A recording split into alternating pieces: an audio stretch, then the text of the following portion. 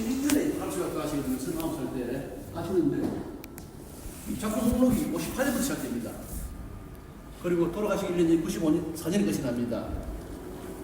국내에서 작곡을 하시는데 국내 작곡은 목록에 넣지 마라. 왜냐면 수준 차이가 현저하게 나니까. 그리고 국내 작곡 연주도 하지 말라고 그랬어요. 지금 연주 안 합니다. 유일하게 연주하는 게 이겁니다. 이거 다른 분이 나오지. 수준 차가 났다는 게 무슨 뜻이에요? 지금 39년을 유럽에 작곡한 거하고 국내에서 작곡한 거는 막 게임이 안 되니까 지금 국내 작곡한 거는 아마추어 작품이라고 본인은 얘기입니다. 아까 국내 전에 있을 때 전에 유학하기 전에 예. 초보니까 그건 하지 마라. 예, 연주도 하지 말고 목내 넣지 마라. 그 얘기. 유일한 예외가 여기 50년 잠깐 다른 분이 초기가 오고 이거는 합니다. 이거는 워낙 대중화 연결성이 있기 때문에 그 빼고는 안 합니다. 습작이니까. 예, 습작을 보십니다. 그 재미가 있는 거는 이때입니다. 77년에 이제 베를린대 정 교수 재직을 하십니다. 생각해 정 교수는 아마추어로 하셨어요. 왜냐면 시간도 없고 내가 자꾸 기초 분량이 많아 하는데 그 베를린대 그 보리스 볼라우 교수가 나가면서 유 선생 베를린대 일생 옛날처럼 그렇게 좀 많이 내려왔다. 당신한테 사실 와줘야 되겠다. 해가지고 강건을 해가지고 베를린대 정 교수를 갖다 수용하게 됩니다. 87년에 정년퇴임을 하십니다. 만 70살 때. 그때 베를린대에서는 종신 교수를 제의합니다. 돌아가실 때까지. 그건 큰 영광인데 그걸 단호히 거절하십니다. 이제 내 나이가 70이다. 내가 작곡을 병행하면서 교수직을 병행하면은 나이가 너무 많고 또 엄청난 곡이 밀려있다. 근데 다 쓰기에는 에너지가 부족하다. 잘 보십시오. 연대순입니다. 총 117편인데 87년 얘기입니다. 여기. 자, 70대 8년간 자기 작품 목록의 거의 3분의 1을 작곡하십니다. 거의 독일에서 한 거예요? 한국에서 한 거예요? 당연히 한국 없으면 한국은 안 넣습니다. 아, 돌아오실 때까지 안 오셨어요? 예, 못 옵니다. 안 온 게. 못 오는 거예요? 예. 자, 87년, 94년까지 거의 3분의 1가량을 70대 8년간 작곡하십니다. 이게 선생님이 작품 목록에서 반드시 눈여겨봐야 될 대목입니다. 그래서 베를린 종신 교수를 수락하지 않았던 겁니다. 그때 그 음악 관계들 이야기 따라보면 유럽에서 오신 분들 유인상 전성기는 80년대 90년대입니다. 전성기인데 그때는 베를린 피리든 뉴욕 피리든 빈 피리든 안에 작품을 기획할 때는 반드시 유인상을 넣어야 됩니다. 그 정도로 유인상이 대단했습니다.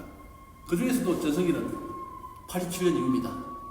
정년퇴임 이후. 이게 이제 작품 목록에서 눈여겨봐야 될 굉장히 큰 포인트. 이런 작곡가는 없습니다.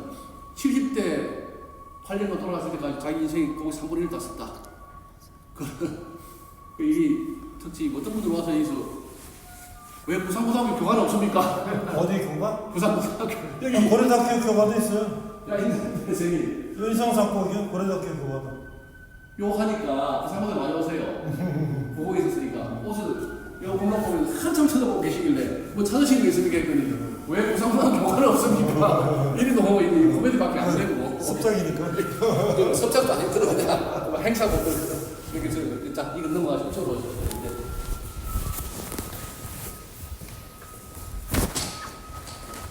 이제 일제 강점기입니다. 그리고 유학가기 전 서사입니다. 서사 본부인 소생이 아닙니다. 둘째 부인 소생입니다. 윤상 선생님이? 예. 그리고 오사카 음악 입학해서 처음에 오사카 음악학교 갈 곳 없다. 집이 어려웠기 때문에 상업학교 가겠다면 배비는 주마. 배비 주세요. 해가 음악학교 간 겁니다. 갔는데 37년에 2년 만에 전보가 하나 달라옵니다. 어머니께서 막내를 출산하다가 영양실조 가시도록 하십니다. 그걸 받고 공부를 포기하고 돌아옵니다. 이 2년간이 유인상이 40살 교육할 때까지 유일한 음악 교육 공식 교육은 이게 처음입니다. 이걸 토대로 국내 정상까지 올라가고 이렇게 세계적인 교장이 되게 됩니다. 이 친구가 죽은 사람 신분증 위조해가지고 도망다니다가 이제 해방을 맞이하게 됩니다. 이상요? 예. 독일에 갔던 친구. 아닙니다. 그 여기 있습니다. 여기 한번 보십시오. 이게 이제 현장 사진인데요. 방금 말씀하신 이제 그 설명해 드릴게요. 47년 사진입니다. 이거 유인상입니다. 많은 분들 물어봅니다. 그때 일제강점기 악기는 어디서 구했노? 바이올린 첼로. 야마하 대리점이 서울 부산에 통영 서울에 있답니다. 부산도 없었어요. 평부 사업장 하나 말이 야마하 대리점이 이제 딱히 그런 통령이 재력이 있다는 거죠. 그리고 이 중화라 어디 샀던 모양입니다. 이 6.25 때 팔아먹습니다, 이거를. 6.25 때 이제 너무 어려워가지고 첼로하고 막 팝니다, 배물든. 그래, 기호 생각하십니다. 이 사람입니다, 이 사람. 최상한. 이 사람이 여기도 있습니다. 이 40년 사진인데 교회 활동할 때 윤희상이고 이분이 최상한입니다. 이분입니다, 바로 최상한. 아, 크리스찬이에요? 예. 그때 그 윤희상 선생님 같은 경우는 이제 어머니가 독실한 크리스찬이 돼가지고 모태 신앙으로 갔다가 20세 때 세문안교회에서 차재명 목사한테 성년세를 받게 됩니다. 세문안교회? 예, 서울까지 올라갔을 때 받게 되는데 이 친구하고는 최상한하고는 통영고등학교 동기동창, 오사카 유학파, 동경 유학파, 충무교회 활동 같이 했고 절친한 근시가던 친구입니다. 이 친구가 조선 작곡가 동맹 소속이에요. 아, 자익입니다. 북한에서? 예, 지금 자익이 되고 있습니다. 그때 해방공간에서. 아, 해방시에? 예, 그래 이분이 6.25 때 가족 다 나눠놓고 혼자 월북합니다. 가족 다 나눠놓고. 그래 이 사람을 갖다 1963년에 스독 유학할 때 베를린에서 알아보니까 살아있다는 게 죽은 줄 알았는데 그게 한 2달간 편지 주고 갔다가 한번 보자, 정말 보고 싶다 해가 두 사람이 만나기 위해서 윤희 선생이 똥베리 북한전을 통해서 평양을 방문하게 됩니다. 만납니다. 두 사람이 만나고 그럼 이분 아들이 최정길인데 이분이 윤희 선생에게 제발 수도 유학 좀 시키라. 아들 분명 대한민국에 있으니까. 그래서 이제 윤희 선생이 주선해가 이분 아들 최정길을 수도 유학을 조선하게 됩니다. 동베리 사건이 터졌을 때 67년 4년 후에 너 북한에 왜 갔노? 그 한 190 몇 명이 수사 자상이 되고 36명이 기소가 됩니다. 유이상은 너 북한에 왜 갔노? 친구 만나고 사진도 찍자고 갔다. 그걸 모르고 믿으라 말이야 해가지고 엄청난 고문 끝에 물고문 끝에 다 봤습니다. 그때 허위자백 조서 등장한 게 북한 가서 간첩행위 했다 해가지고 1심에서는 그 허위자백 조서를 근거로 검찰은 간첩죄로 사형을 구형합니다. 그 1심 재판부 27년에 그걸 받아들여가지고 무기징을 선고합니다. 간첩죄로. 그 고등법원에서 바뀝니다. 이 허위자백 조서대가 허위자백을 인정하지 않고 간첩죄를 인정하지 않고 68년 고등법원에서는 방공법 위반으로 정부 허락받지 않죠. 국가보안법이죠. 위반으로 징역 15년을 선고합니다. 대법원에서도 간첩죄를 인정하지 않고 국가보안법 위반, 즉 방공 위반으로 징역 10년으로 확정합니다. 그런데 전 세계가 들고 일어나가지고 말 그대로 2년 만에 대특사로釋放되게 되었고 이번 아들 최정길도 잡혀옵니다. 잡혀와서 똑같이 사형구형을 받게 됩니다. 똑같이 대특사로 풀려나게 됩니다. 이 사람은 또 낭만적인 스토리 주인공 박기영이라는 분인데요. 수천당 병원이라고 통일에 몇 안 되는 병원의 원장입니다. 의사고. 이분 여동생이 이제 로맨스의 주인공입니다. 박경련. 백석이 작사했던 여자. 그 백석이 이분 여동생 만나기 위해서 3번에서 4번가 통영을 옵니다. 못 만나고 돌아갑니다. 충혈사를 기다리다가 우리 여동생은. 그래 시를 남기게 되는데 통영 1, 통영 2 그리고 기타 많은 시들. 통영 1, 통영 2가 제일 좋은 시들인데 길고 그게 바로 박경련, 즉 라니를 기다리는 시입니다. 내가 사랑하는 라니는 타도로 시갈 것 같은데 바로 이 백석이 작성된 여자가 이분 여동생. 아니 그 정지용 씨는 뭐예요? 정지용은 통영 관계 없습니다. 관계 없는 거예요? 예. 놀러 오셨다던데. 아, 그거는 이제 산문이야, 산문. 남류라고, 남류. 그시 5편 썼다고 시를 5편 없습니다, 정지용은. 산문이 있습니다. 산문. 예, 남류, 남쪽 돌다 할 때. 그 미륵성 올라가가지고, 거기 있더라고요. 예, 그건 산문입니다. 시는 아닙니다. 그거는 짧게 오셨고, 이분 여동생하고 전혀 관계 없습니다. 이제. 중요한 거는 이분 여동생이 그래, 이분 여동생은 백성 얼굴도 몰라요. 혼자 작사를 하고, 난리 붙이다가 가버렸는데, 대신 통영에 가장 아름다운 시인 통영 1, 2가 탄생했고 거기에 민족주의하고 그게 바로 시비가 생겼습니다. 이분 집이 수식가들의 기아집이에요. 하동집이라고 남아있어요. 이분가 하동집. 이분 집입니다. 하동박씨입니다.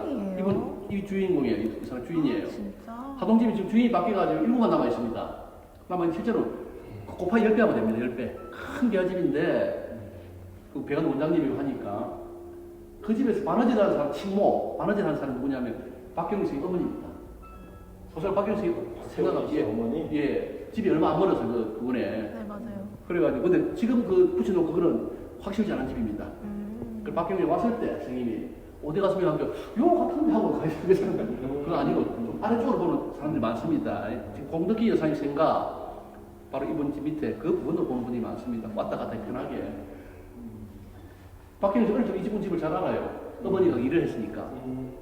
박형님 토지를 가지고 유명해서 김약국이 딸때 박 이분 집이 아닙니다. 맞아요. 그래가지고 김약국 딸때 나왔을 때 나오고 나니 영화가 됩니다. 동네 찍습니다. 이게 이분 집에 직접 찍으려고 했어요. 실제로. 그 박노식, 뭐 최지희, 엄앵란, 황정인 다 들어갔어요. 그 이 어른이 야 이놈 새끼들 이따 우리 집 이야기인데 이게 지금 뭐가 들었냐고 해서 박조가 돼버립니다. 그런 이야기 해보는데 이분 집 며느리가 이제 제 옥내 여사라고 그분도 승명여고 출신인데 박경림보다 몇 대 위에요 나이가.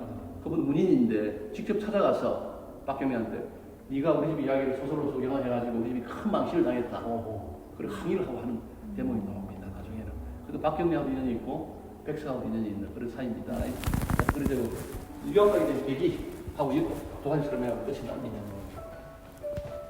이분이 이제 청마, 이거 45년 사인 청마 유치환, 1908년생, 신유치환 선생. 이분이 화가 전형님, 1915년생. 이분이 김춘수, 1922년생. 이분이 윤희상, 1917년생. 이분이 최상한, 저기, 아까 말한 최상한 씨.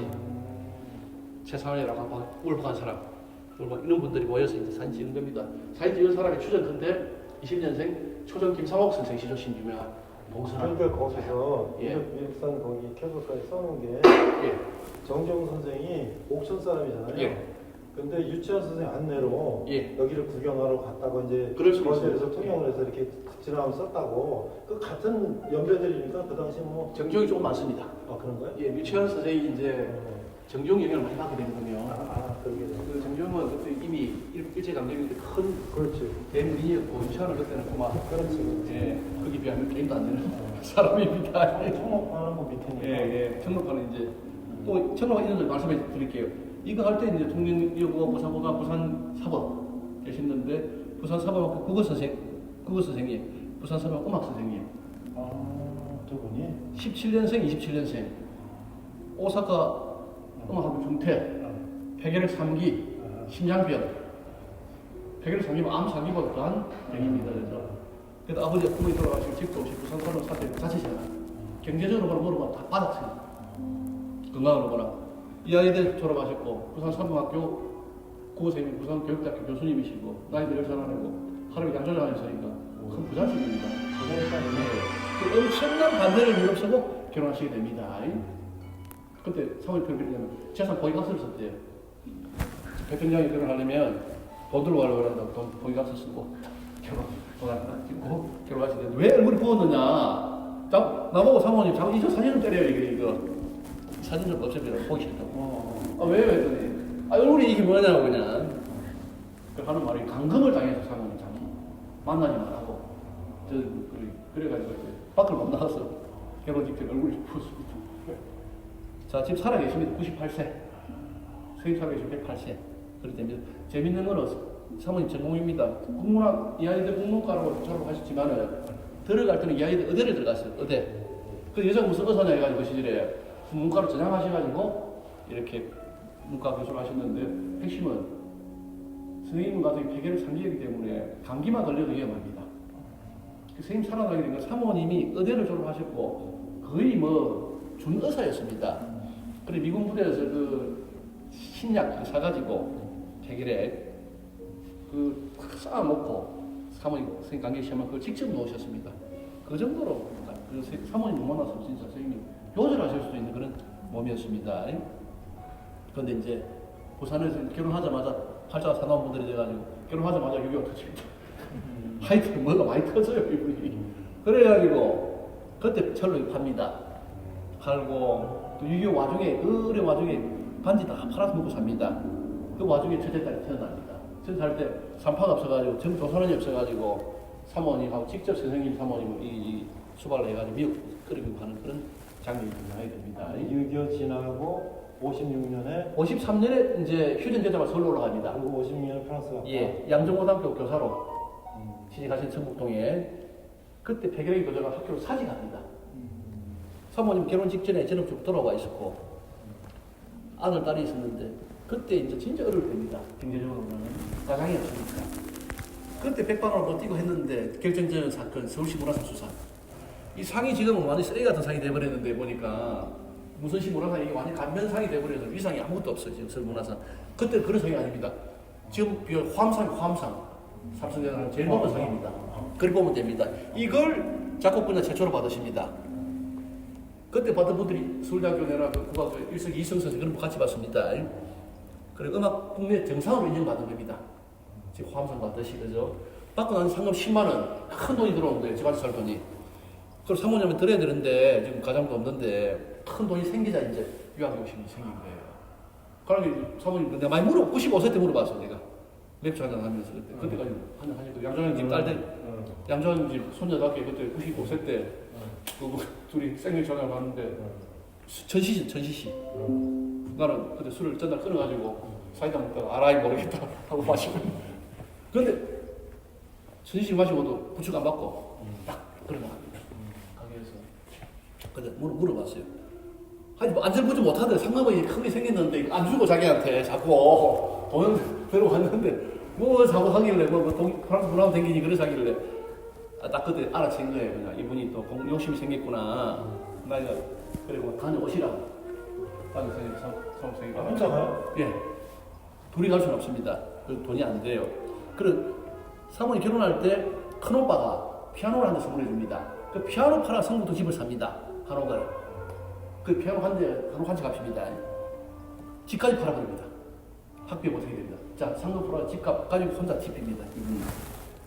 이번에는데 선생님이 또 저는 아들, 딸 데리고 이제 부산으로 데려옵니다. 철암동에 있는 그쪽에 행부집 아래집 2칸 그걸 무상으로 임차해가지고 부산 남녀중 교사로 복직하셔가지고 5년간 교학비를 수급합니다. 5년은 한 번도 못 만납니다. 비행기비가 워낙 비싸기 때문에 부인하고 5년 만에 처음 얼굴 보게 되고 아들, 딸은 8년 만에 얼굴 보게 됩니다. 한 번도 못 만난 8년간. 그 정도로 엄청나게 희생을 치른 유학입니다. 그래가지고 이제 에피소드를 말씀드리면 5년간 이제 공부한 뒤 부인을 먼저 부릅니다. 61년에 갈 때 사모님 편지를 하나 띄웁니다. 여보, 내가 유럽 영화 서양 영화 보니까 그 같이 이제 유럽에서는 댄스도 추고 왈츠도 추고 하는데 나도 당신 만나기 전에 먼저 배워가야 될 거 아니가. 그 옆에 무도학원이라는 무도학원 무용을 같이 하건 그 무도학원 옆에 들어서 왔다. 근데 들어가서 좀 배워야 될 거 아니까 바로 답장 바로 옵니다. 하루 만에. 배가 망신하는데라고 이거는 제지들 드시고 그는 그 정도로 참 아주 순박한 시절입니다. 유해상 선생님 집이 여기라면 20살 때 저 흉산 바로 길 건너에 신조지훈이 살았어요. 정록파. 조지훈 선생님 살아가지고 언덕에 김한기가 있었습니다. 화가 김한기. 성북동 그룹입니다. 여기가. 아, 성북도에? 예, 서울 성북동에. 사모님 별빛이자면 둘째를 임신 8개월 때 그 노래 소리 들려요. 그래서 입은데 그때 밤 12시에 통금입니다. 11시 정도에 조지훈, 김한기, 또 자기 야여대 댕길 때 미대 교수님 이렇게 들어오잖아요. 그럼 68개월 된 부인한테 간도 큰 남자들 밤 11시에 여보 가서 저 막걸리 한 통 하고 저 콩나물밥 좀 사오라고. 68개월 부인이 들고 3년 그런 생각하셨어요. 사모님 인생이 가장 즐거웠던 시절이다. 그래 그때 이제 워낙 둘이 친하니까 조지훈, 윤희상이 친하니까 길 건너 살고 유주로 봤다고 그래가지고 총장 윤 선생, 조 선생 학교원에 같이 주세요. 그게 고대 교감입니다. 직접 유주로 봤어. 유주로 봤어. 예. 그랬고 또 사모님 2010년 이후에 집 지을 때 동행에 집값이 좀 모자랐어요. 그 마지막 충동한 게 김한기 학이 선물한 그림 팔아가지고 이제 집을 지은 핵심은 그때 2008년 정도 됐을 거예요. 그때만 하더라도 이중석이 되게 샀어요. 김한기가 좀 쌌는데 딱 팔고 나니까 바로 그냥 김한기가 치고 올라와가지고 그냥 하루만에 그때 그 아파라서 4배 올랐어요. 그런 우정이 있습니다. 이게 있어. 근데 유학 갈 때 이렇게 이야기합니다. 내 나이가 39이다. 폐결핵 3기, 심장병이 있고 가장으로 모든 책임을 부인에게 떠넘기고 프랑스로 떠난다. 목표는 2년 유학입니다. 2년, 나는 그 현대말 공부할 때 선배가 아무도 없어가지고 혼자 몇 달 기대겠다. 후배들에게는 그런 걸 물어주지 않겠다. 그게 2년 유학 목표입니다. 이 돈으로 내가 2년을 버틸 수 있을까? 걱정하면 떠납니다. 그런데 유럽에 성공하고 난 뒤에 세계적인 교장으로 올라가고 거기에서 이제 활동을 돌아가셔야 됩니다. 이제 요거 말씀드립니다. 이미 말았어요. 56년에 파리 국립고등 음악은 갑자기 프랑스에 진정하고 돌아오시려고 했는데 1년만 하세요. 파리에서. 이유는 물어보니까 일단 첫째 학비가 너무 비쌌다. 왜냐면 나이가 너무 많이 들어가 노니까 학생으로 인정이 안 됐습니다. 그래가지고 엄청난 학비를 준비해야 되고 그래서 사모님이 시험 제청하다가 조금 늦어서 성공을 못하면 밥을 굶어야 되는 그런 지경이었습니다. 그게 첫 번째 원인이고 두 번째는 아이고 프랑스 제일 좋은 학교로 왔는데 그 학교 분위기가 실험적인 그런 정신보다는 좀 보수적이더라는 겁니다. 내가 여기 있다가는 뭐 축도밖에 안 되겠다. 그래가지고 과감하게 독일어도 몰랐는데 바로 독일로 이렇게 옮기게 됩니다. 스베린 음악을 해서 이제 학교에서 대학에서 2년을 하게 되고 그때는 크게 만족합니다. 왜 다른 슈타트가 있으니까 그 왔다 갔다 하면서 엄청나게 실험적인 것도 많이 보게 됩니다. 그러면서 만족하게 되는데 2년을 졸업하고 이제 59년에 다른 슈타트에서 이제 7학기를 된 음악을 초연함으로써 이 다른 슈타트에서 초연하게 되면 쉽게 조선인이나 임준환이 그 콩쿠르를 놓듯이 국제 무대에 이런 놈이 있다라고 알리는 겁니다. 쉽게 얘기해서 이제 이런 놈이 하나 있다. 그걸 서술을 보이게 됩니다. 59년에. 자, 이 사진이 중요해요. 크게 나왔습니다. 59년 다른 윤희상 선생님, 백남준 선생님, 백남준. 지금 32년생. 이게 때가 동갑입니다, 백남준. 존 케이지 계시죠, 존 케이지. 백남준하고 그 둘이 친했죠. 그리고 백남준이 서성이자 홀로 동업자다, 둘이 복잡한 관계입니다. 핵심은 뭐냐면 이 두 사람은 정반대 인물입니다. 처음 만난 게 다른 슈타트에서 자기 7학기 음악 초연하고 행사할 때 국가별로 방이 배정됩니다. 다른 슈타트가 태극 케이크를 갔더만 당연히 혼자겠지. 갔는데 백남준이가 있는 건 젊은 놈이 하나. 17년생이 32년생이 차이가 많이 납니다. 그건 누구야? 그랬더니 이거 백남준이라는 사람입니다. 너 뭐하다 왔어? 했더니 경기중학교 졸업하고 도쿄대 미대를 거쳤어. 맞다. 이 중요합니다. 도쿄대 미대를 거쳐서 왔다는 게. 왜냐면 도쿄대 미대는 아방그라도 제법 들어와 있었거든요. 여기서 백남준은 존 케이지를 알고 왔어요. 이형 그런 게 얼굴 표정 보세요. 이거. 다 같이 세명다 이렇게 보고 있는데 와, 나 형 잘 알지? 하면 이리 보고 그래서 백남준은 존 케이지가 둘이 자석처럼 달라붙어 버립니다. 지금 둘이 이제 동업자 겸 서선 겸 이리 대비입니다. 그래서 두 사람이 미국에서 날아다녔죠. 그런데 윤희상은 많이 헤드가했지 39년간 아방가르 자체를 모르는 대한민국에서 교직 생활하다 가셨어요. 해봤자 쉘베르크나 미국에 좀 며칠 하고 못 갔기 때문에 이런 사람 음악을 듣자마자 좀 충격을 받게 됩니다. 그 편지에 잘 나와 있습니다.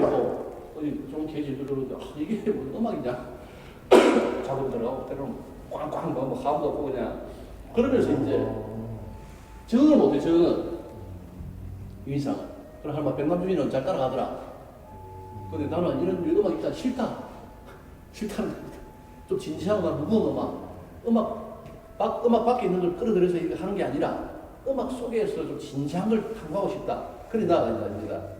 그 지도 교수 잘 만나야 돼요. 이제 지금 실내 교수인데 보리스 블라거라는 교수가 그 지도 교수 당대 최고 교수입니다. 도미 위상 그때 자꾸 지도 교수님 그분이 당신은 이런 애들 어울리지 마. 안 맞다는 겁니다. 그 지도 교수 잘 만나야 돼요. 선생님들 갈등하셨거든요. 이게 대세인데 이게 안 따라가면 처지는 거 아니냐.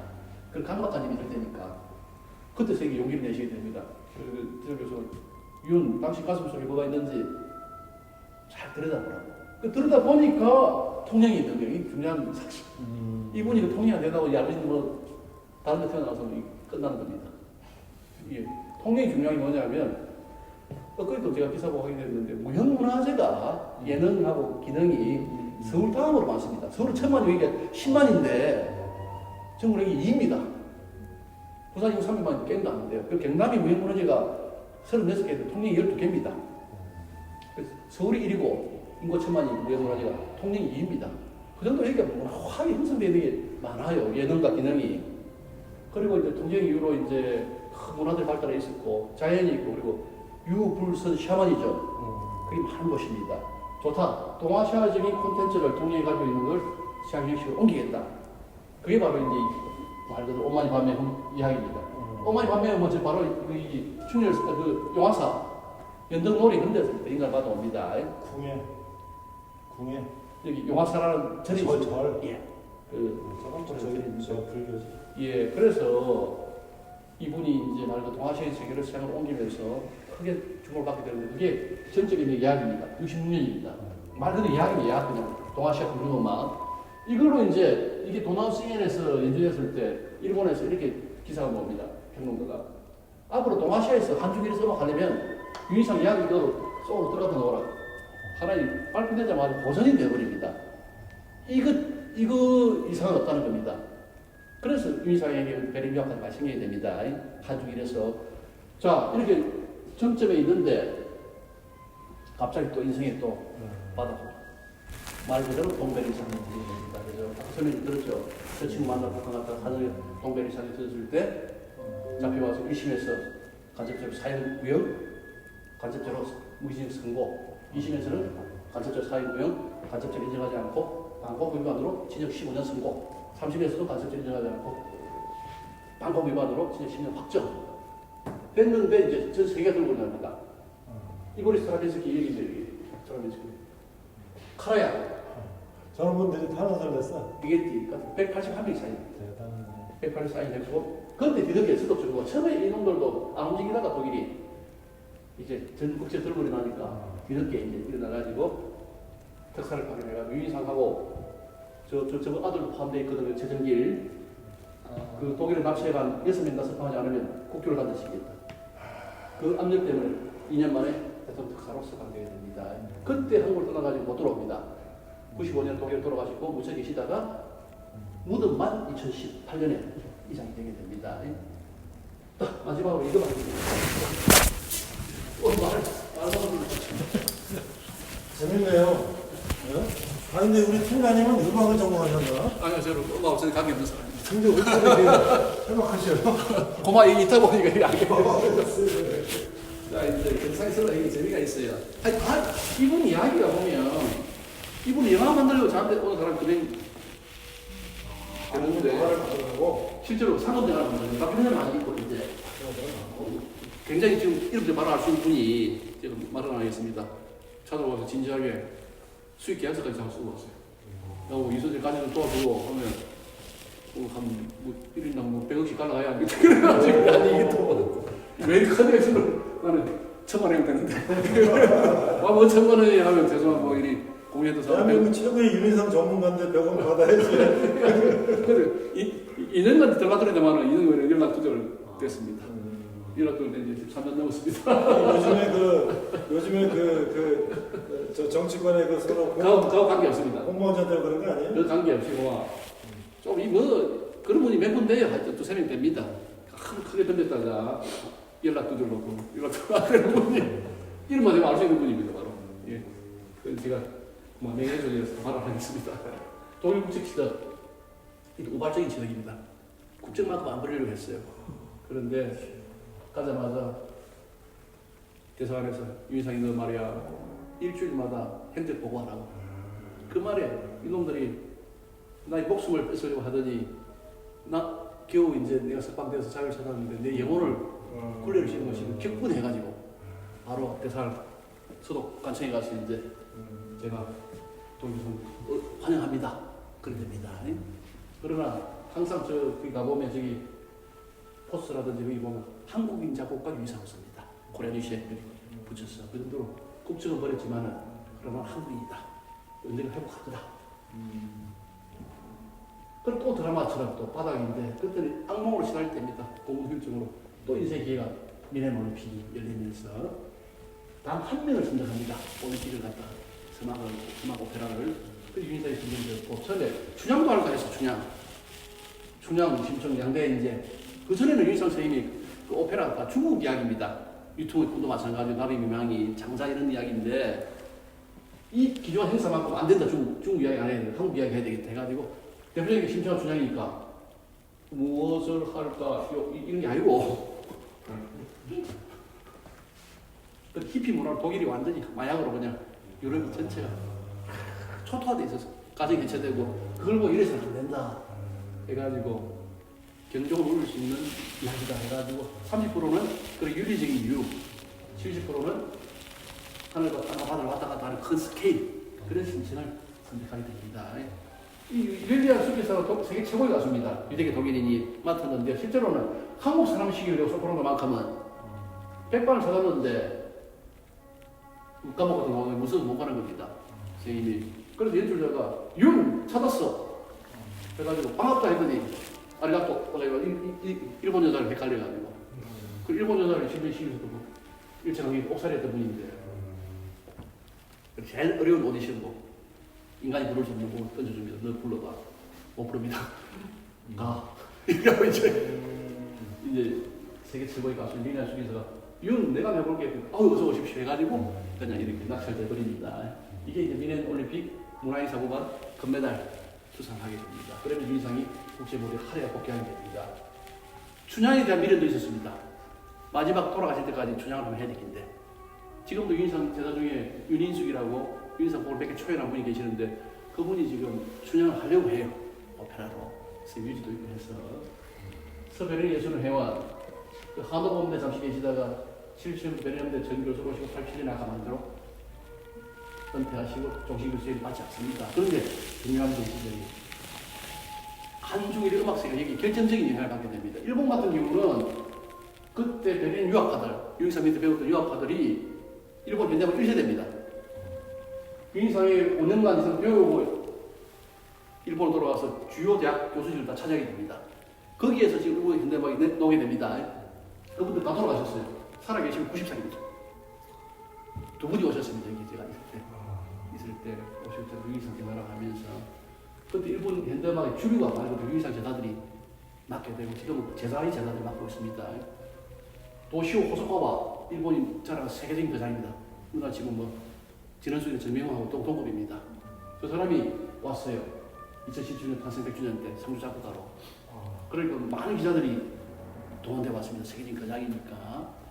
근데 사모님이 그때 90살 때니까 생일 100주년이니까 사모님하고 포토존을 만들어달라고 해서 음악들이 썼습니다. 그러니 일본 기자들이 뭐 쫙 찍어서 하는데 사모님 오더만 첫 만남이 어디를 톡 치면서 하시고 얘는 말이야 얘는 20살 때부터 우리 집에 와 있어가지고 그걸 알려주셨어요. 그런 장면이 연출됩니다. 그 정도로 우리나라 지금 정명호를 갖다가 얘는 말이야 이거 쉽지는 않죠. 그 정도로 사모님이 참 재미가 있어요. 그리고 한국은 제자가 3명입니다. 3명 다 서울대 음대교수를 지냈죠. 강석희, 백병동, 김정길. 두 분 돌아가시고 백병동 선생님 살아계십니다. 올해 89세. 백종원 하다가 예, 그렇죠. 유명하죠. 저기서 보면. 그런 강석희 선생님 돌아가셨고 김정일 선생님 제일 먼저 돌아가셨고 했는데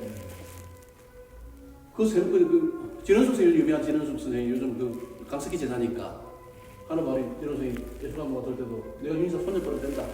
내가 강석희한테 서른대 있을 때 배웠고 이제 강석희가 이제 윤상한테 2년 배웠습니다. 그 한중일의 현대음악이 그런 객주들이 갖게 됩니다. 윤상에게. 교황그림 베네딕트 창단 100주년인데요. 아까 이야기했듯이 윤상이 전성기에 90년대입니다. 그때 결정적으로 윤상을 갖다가 뛰었던 사람이 한 명이 카라얀입니다. 앉으세요. 나왔습니다 이제. 아니 뭐 듣고 싶은 거 계속 듣고 싶은데 시간이 안 되신다니까. 카라얀. 아유 카라얀 질문에 결정적으로 윤상이 이제 이렇게 많이 밀었어요. 교황일본이 베를린이 이제 창단 100주년 윤상이 의뢰한답니다. 그때 교황일본 작곡들은 그때 이제 사모님 이야기를 보면 베를린 강남 자체를 전시관을 만들어가지고 윤상이 있는 모든 그림 사진 다 들고 와서 며칠간 전시회를 꾸밀 정도로 베를린 극진했습니다. 그때 연방공화국 병원 훈장 바이처 제크가 윤상에게 우리가 좀 건강문화 훈장 제일 높은 수익 훈장을 받게 됩니다. 국제 현대음악협회 제일 큰 조직입니다. ICM이라고 부르죠 이거. 거의 지금 160개국이 가입되어 있습니다.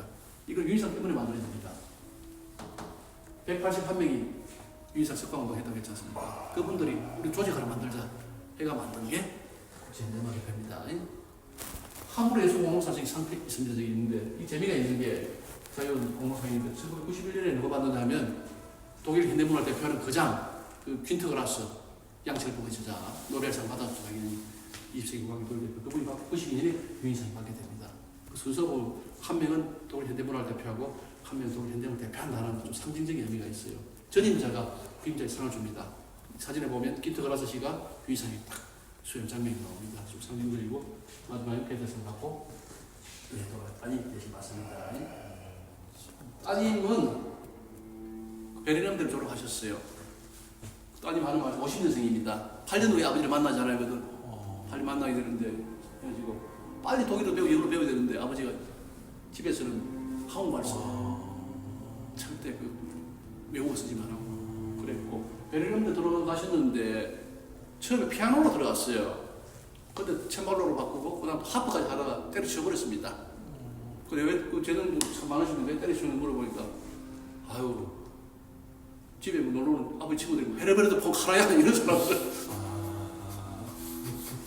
이런 사람들 그냥 음악으로는 이 도저히 안 되겠다 하니까 뭐 치우고 이제 금속공예 하시다가 뉴욕에서 25년간 아버지 죽고 대한민국 오셔가 지금은 이제 추상화가로 변신하셔가지고 뉴욕에서 이제 올해 11월 전시회를 하십니다.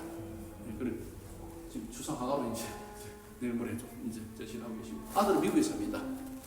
예, 살고 이제 제일 앉으세요. 제일 이제 뜨거운 음악 부분 남북 관계. 열면 그냥 네이버 구글 열면 뭐 벌거습니다. 여기서 치면 벌거습니다. 그냥 뭐 빨갱이부터 시작해서 뭐 종북 뭐 우두머리 또 설명 좀 해드릴게요. 이제 이 부분 이제 짧게 나는데 70여 년에 오페라 심청 성공하자 박정희 정부가 부릅니다. 그 유신 시절이죠. 그저 73년이니까 그때 국립극장에 아마 정동으로 갈 때입니다. 이전할 때 그 오프닝 곡으로 유인상 곡을 처음에 심청을 하려고 했는데 심청이 너무 크고 그래서 유통의 꿈하고 나비 민망이 두 개를 올리게 됩니다. 실제로 유인상 곡 올리게 됩니다. 정동 그 국립극장 오프닝 할 때 그때 당연히 유인상 곡 이제 윤 선생 잊어버리고 이제 과거는 또 당연히 세계적 음악가 됐으니까 이제 와서 조국을 위해서 당연히 와야죠. 너무 오고 싶으니까 했는데 큰 사건이 두 개 벌어집니다. 김대중 납치 사건, 김지아 투옥 사건.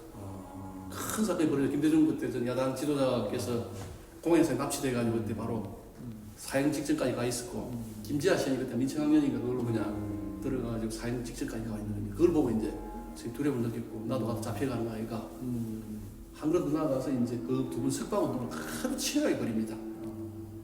나도 저렇게 죽을 뻔했다. 국제사회가 도와주지 않았더라면 나도 현재 있어 살아야 될 것이다. 그런데 저 두 사람은 민주주의자고 죄가 없다.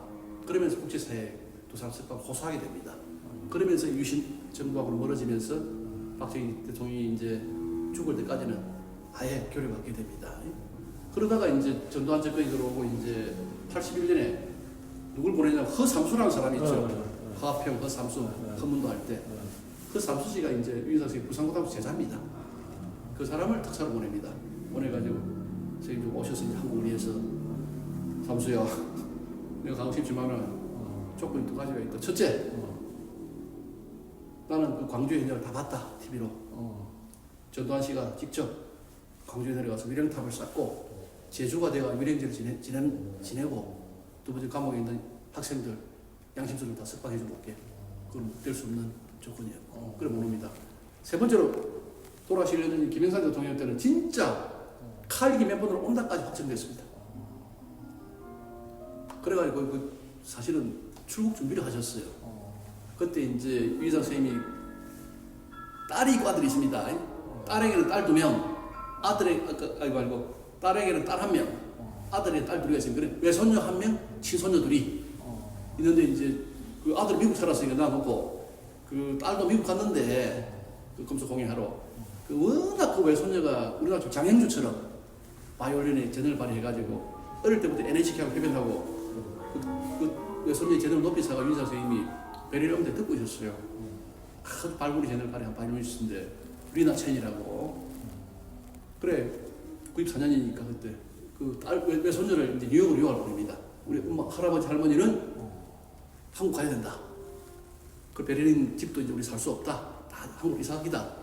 그들은 이제 엄마한테 가서 뉴욕으로 가서 유학을 다 하거라. 그리 보내고 교육 준비를 할 정도로 치열했습니다. 그게 오늘 확정됐으니까. 그런데 그게 막판에 이제 그때 북한 쪽 이제 아주 극렬 분자들이 유인상을 찾아갑니다.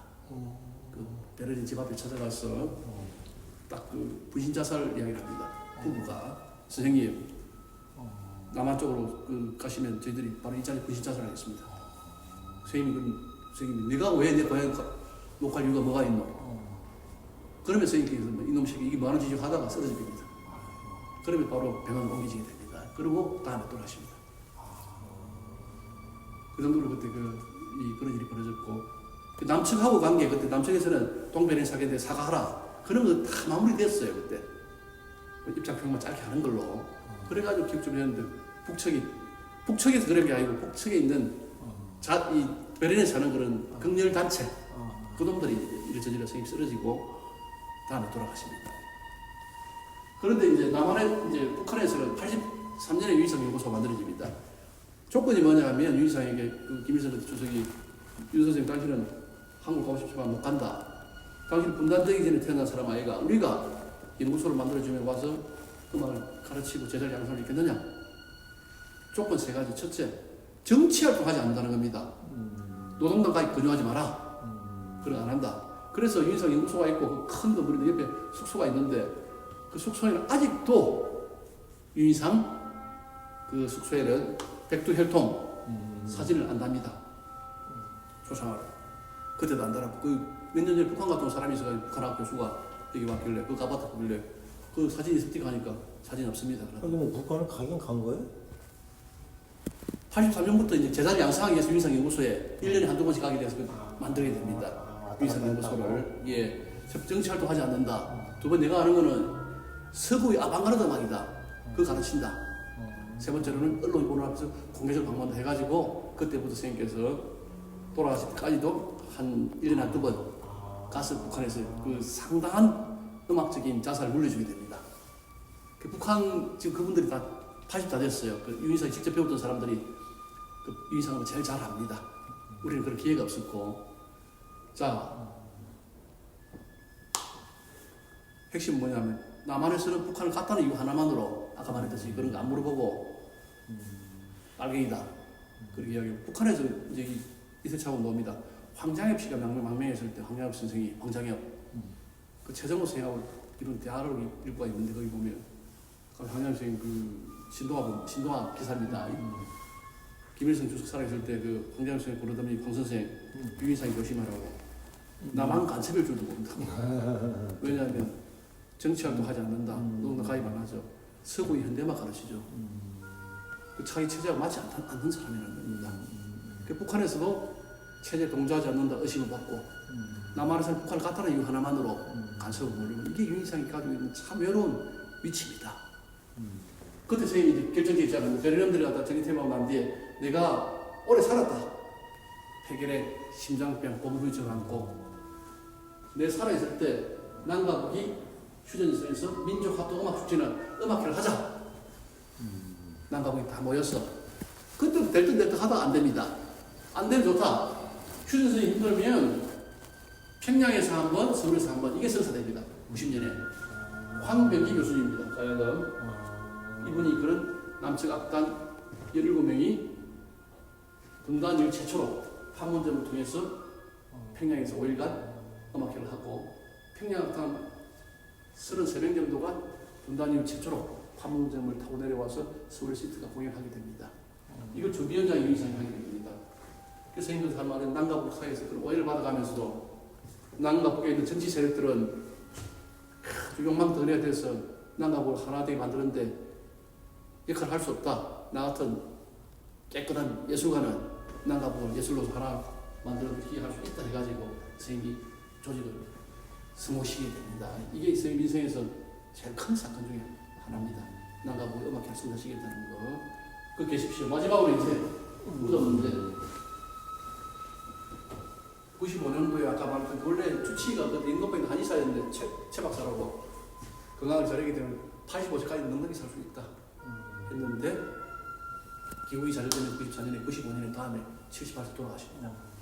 돌아가셨는데 거기서 베를린 가토음을 이제 못 있었고 그 다음에 이제 2017년 탄생 100주년 때 저희들이 이제 베를린시에 통영시 전화를 해가지고 무덤 이전을 하고 싶다니 처음에는 안 된다. 이 자식들 뭐 사람 들어 패고 하는 분들이. 그런데 사모님이 이제 윤희상 선생 위원이 통영에 묻히는 겁니다. 고향에 했더니 베렌 씨가 아 그렇습니까 해가지고 합의해줘가지고 2018년 3월 20일 날 통영 국제마을가 오게 됩니다. 무덤이장이고 첫 번째 위원은 나를 독일에 묻어두지 말고 반드시 고향 통영 옮기라. 그 사이에 또 과정이 하나 있어요. 이런 거 책에도 넣는데 북한 위성 연구소가 있지 않습니까?